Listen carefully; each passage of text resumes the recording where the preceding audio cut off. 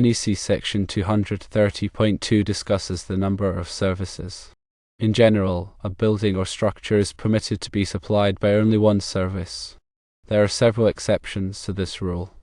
These exceptions permit additional services for specific situations.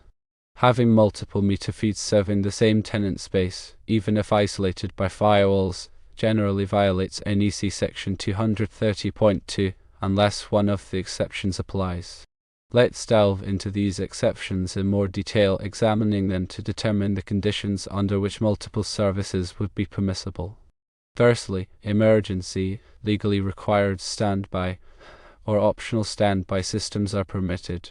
If the multiple services are solely dedicated to powering these types of systems, they may be allowed in addition to the primary service.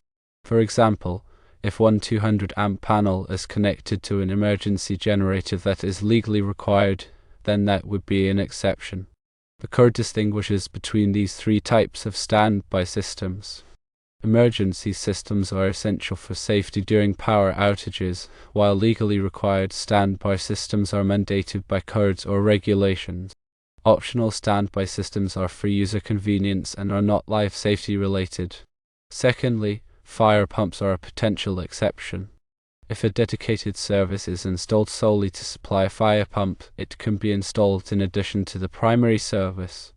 This is critical for ensuring the reliable operation of fire suppression systems. Thirdly, multiple occupancy buildings provide another exception. In a multiple occupancy building where each occupant has its own service, multiple services are permitted. However, the scenario described involves separate meters feeding panels within the same tenant space, which doesn't fit this exception. Each occupant must have their own distinct space and service.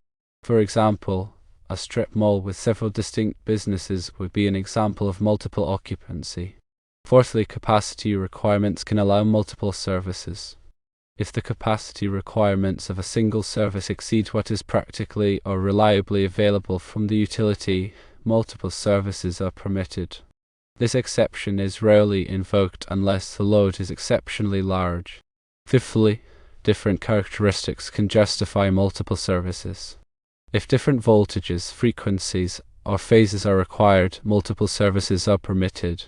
For example, if some equipment requires three-phase power while other equipment operates on single-phase power, separate services might be considered. Sixthly, documented switching procedures permit multiple services. Where documented switching procedures are established and coordinated with the utility, multiple services are permitted for increased reliability. This is typically found in large industrial or commercial facilities with critical loads. Seventhly, integrated electrical systems provide another exception. Buildings with integrated electrical systems, such as those with combined power and lighting control, may be permitted to have multiple services. Eighthly, parallel power production systems are an exception to the general rule. If a facility has multiple power production sources operating in parallel with the utility, each source might have its own service connection. Ninthly, one more exception involves limited capacity systems.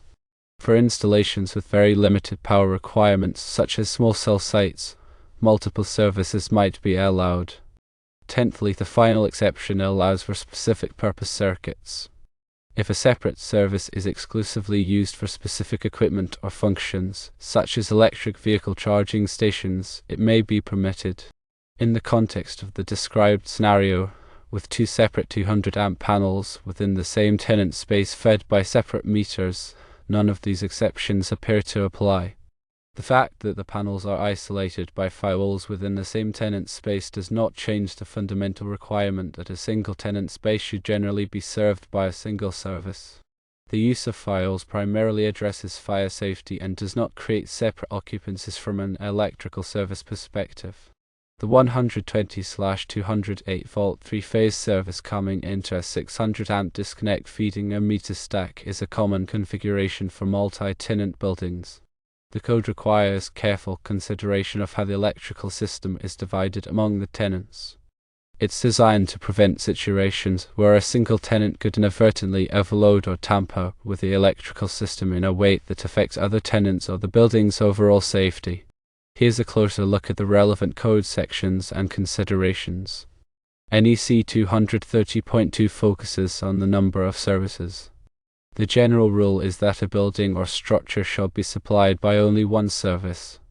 This rule is in place to simplify the electrical system, reduce potential hazards, and ensure proper coordination and protection of the service equipment. There are several exceptions, as listed above, but none appear to readily apply to the described situation. The intent of the code is to prevent the unrestricted proliferation of service drops to a single building or occupancy.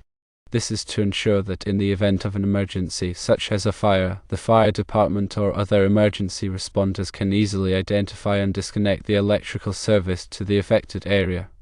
The house panel for common areas is a separate service and is permitted under the multiple occupancy exception, assuming the common area is truly a shared space and not part of one of the tenant spaces. However, the two separate meters feeding separate 200 amp panels within the same tenant space are problematic. These panels are essentially operating as subpanels fed from separate service points, which violates the intent of NEC 230.2. To comply with the code, one potential solution would be to feed both 200 amp panels from a single meter. This would require combining the loads of the two panels into a single service disconnect and meter.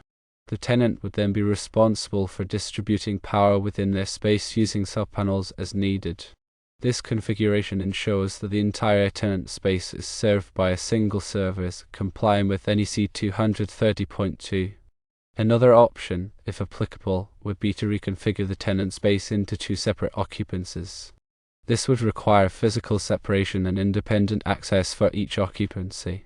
Each occupancy could then be served by its own meter and panel.